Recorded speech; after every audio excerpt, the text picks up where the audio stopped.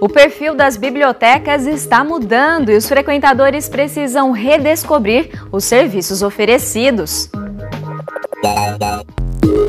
Banco de dados virtual, jogos, filmes, as bibliotecas já não são mais locais apenas de empréstimo de livros, mas sim importantes espaços de convivência. No Dia do Autismo, a gente fala sobre a educação de pessoas com deficiência intelectual. A professora da Unesp em Marília, Ana Augusta Sampaio de Oliveira, comenta o lançamento recente do livro Conhecimento e Deficiência Intelectual, uma realidade. A edição desta segunda-feira, 2 de abril, está no ar.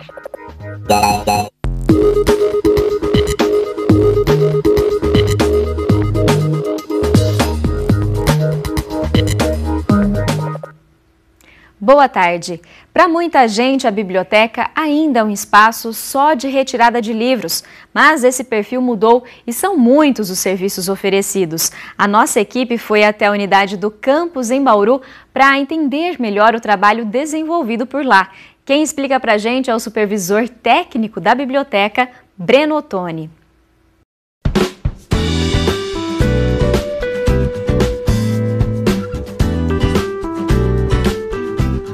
A biblioteca como ponto de convivência é bastante interessante, então os funcionários tentam desenvolver algumas práticas culturais.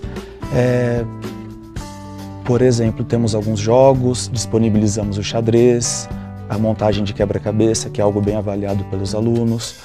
Existe o cineclube, que semanalmente exibimos algum filme ou algum seriado, possivelmente vinculado a alguma temática daquele mês ou daquela semana. Temos também um concurso de poesias que está acontecendo agora, que é onde os alunos podem demonstrar todo o seu talento. Então a proposta é que realmente a biblioteca não seja esse local único, exclusivo para estudo e retirada de materiais, mas que os alunos possam se sentir à vontade para fazer outras e para trazer outras demandas aqui também.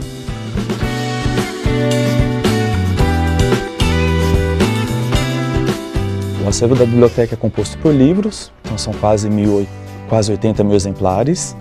É composto por um acervo da produção acadêmica, dissertações e teses, são mais de 3 mil títulos, e também é composto por periódicos. São mais de 800 títulos, contabilizando mais de 40 mil fascículos. Nós temos o repositório institucional, que ele reúne toda a produção da universidade, composta por dissertações, por teses, por TCCs, também os artigos publicados em congressos e em revistas dos pesquisadores vinculados à Unesp.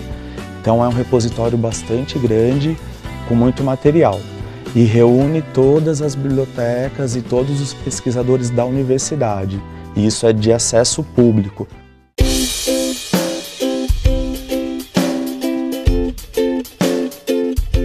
Temos alguns outros serviços, além dos empréstimos domiciliares, que é o que o usuário vem até a biblioteca, mas temos um que se chama empréstimo entre bibliotecas, que é a possibilidade do aluno solicitar a vinda do livro de outra biblioteca da rede para complementar os seus estudos.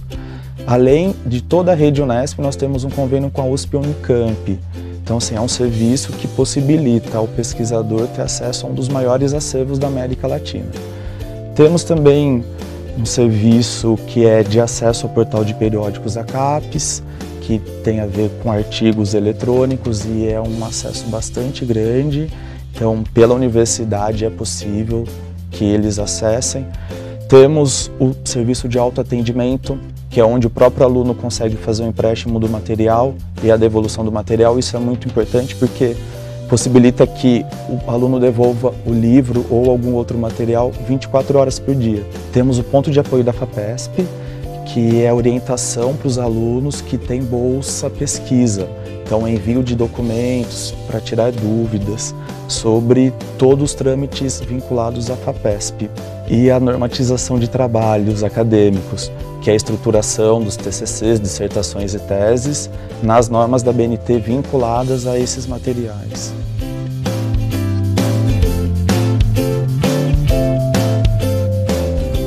A biblioteca é aberta à comunidade, então qualquer pessoa da cidade de Bauru, de outra cidade, pode vir à biblioteca e utilizar o espaço. O que não é permitido é que leve o material para casa, mas vir até aqui, usar as mesas de estudo, fazer as pesquisas em todos esses materiais que nós já citamos, é plenamente possível.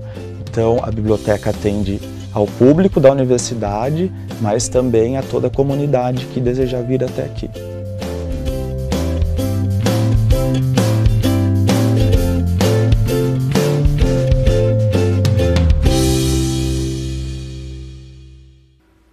E nesta quarta-feira tem mais uma exibição de filme na Biblioteca em Bauru. É o longa Farol das Orcas, dirigido por Geraldo Olivares. São 4 sessões no auditório da biblioteca.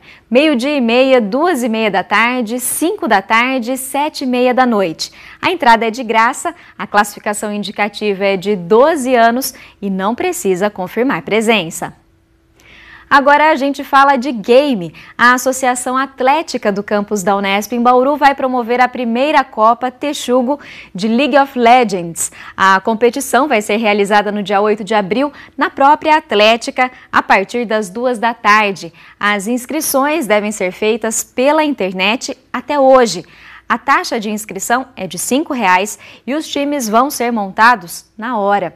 Vai ter premiação para o jogador com o maior número de vitórias.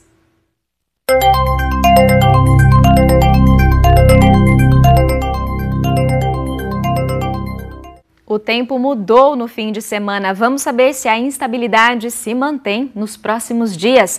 As informações no boletim do IPMET. A condição de estabilidade sobre o estado de São Paulo devido a um sistema de baixa pressão que está com a frente fria associado e ele está próximo à altura do litoral de São Paulo, né? E por isso a gente tem bastante nebulosidade e chuvas isoladas ainda no dia de hoje.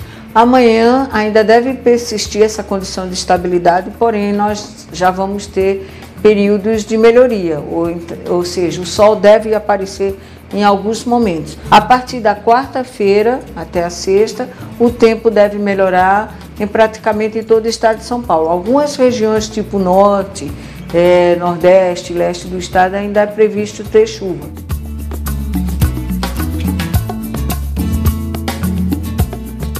Hoje a gente está prevendo acima no decorrer de 27 graus, amanhã um pouquinho mais, entre 28 a 29 graus, e a partir de quarta-feira essas temperaturas já sobem, né? Ficando acima dos 30, 32 graus.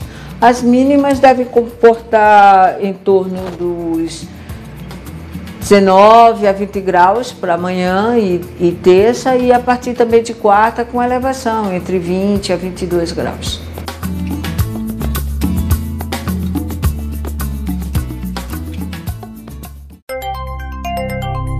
A terça-feira ainda vai ser de tempo instável no estado de São Paulo e podem ocorrer pancadas de chuva isoladas durante a tarde. Em Bauru, o sol aparece entre nuvens, mas a probabilidade de chuva ainda é alta. Agora a umidade do ar está em 72%. Os ventos são de 6 km por hora. Hoje as temperaturas variaram entre 20 e 27 graus. Para amanhã, mínima de 19 e máxima de 29 graus. 2 de abril é o Dia Mundial da Conscientização sobre o Autismo, um transtorno ainda pouco conhecido.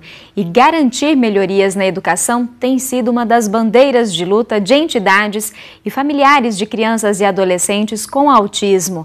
A professora Ana Augusta Sampaio de Oliveira, da Unesp em Marília, lançou o livro Conhecimento e Deficiência Intelectual, uma realidade, que traz uma discussão ampliada sobre a evolução e os desafios do processo de escolarização de pessoas com deficiência intelectual no ensino regular. Esse livro, ele surge de um projeto de longo prazo realizado junto à Prefeitura Municipal de São Paulo, a partir do qual foi desenvolvido um referencial de avaliação, o RAAD, Referencial de Avaliação de Aprendizagem na Área da Deficiência Intelectual, que é um referente de avaliação para os professores de classe comum poderem acompanhar a aprendizagem daqueles com deficiência intelectual.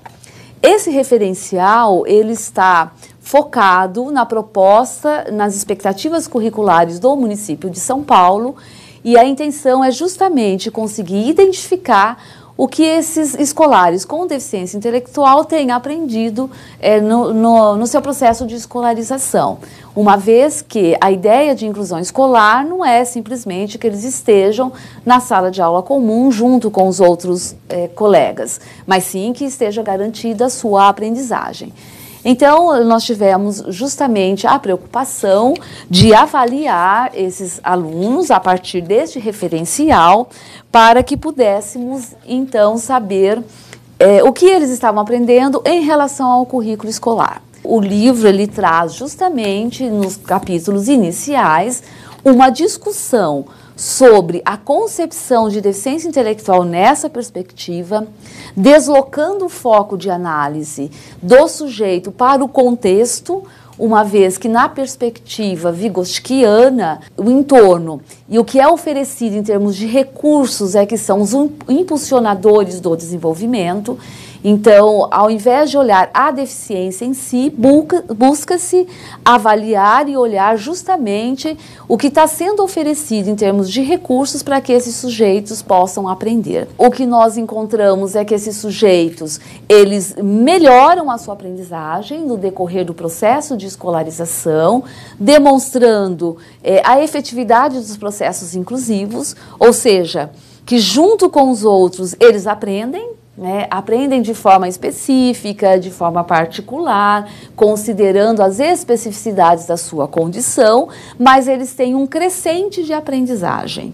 Então, esse dado é bastante importante, que nos mostra que a direção que o Brasil tem tomado em relação à inclusão escolar desses sujeitos é uma direção oportuna e adequada para melhorar a condição de aprendizagem desses escolares com deficiência intelectual, uma vez que o paradigma é que a gente aprende a partir da relação com o outro. O que encontramos em relação à língua portuguesa é que suas dificuldades estão mais instaladas nos processos de escrita, embora eles possuam uma evolução da aprendizagem, é a área na qual eles vão apresentar maiores dificuldades, e no livro eu faço toda uma discussão, os motivos pelos quais isso ocorre. E na área da matemática, as dificuldades maiores estão nas questões das operações numéricas, que são realmente elementos relacionados ao raciocínio, à intelectualidade, e eles vão ter um pouco mais de fragilidade nesse sentido.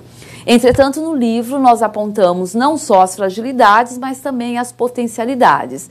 E fazemos uma análise comparativa com os dados de alunos comuns, ou seja, aqueles que não possuem uma deficiência, que foram avaliados a partir das provas da cidade de São Paulo, e observamos que o eixo de maior dificuldade serão justamente os terceiros e quartos anos, tanto para aqueles com deficiência intelectual, como para aqueles que não as possuem.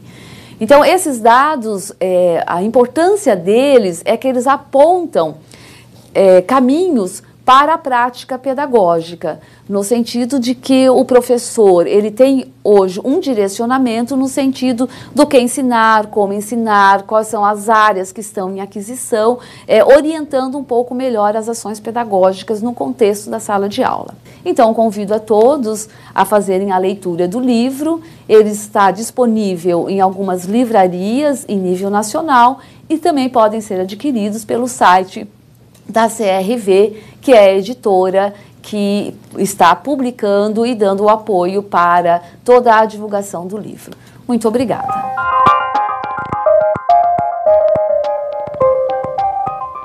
Por hoje é só. Além de rever as nossas reportagens e entrevistas pelo site e pelas redes sociais, agora você tem mais uma opção. A partir de hoje, o Nesp Notícias vai ser reprisado às 11h15 da noite. Um bom fim de tarde para você. Tchau!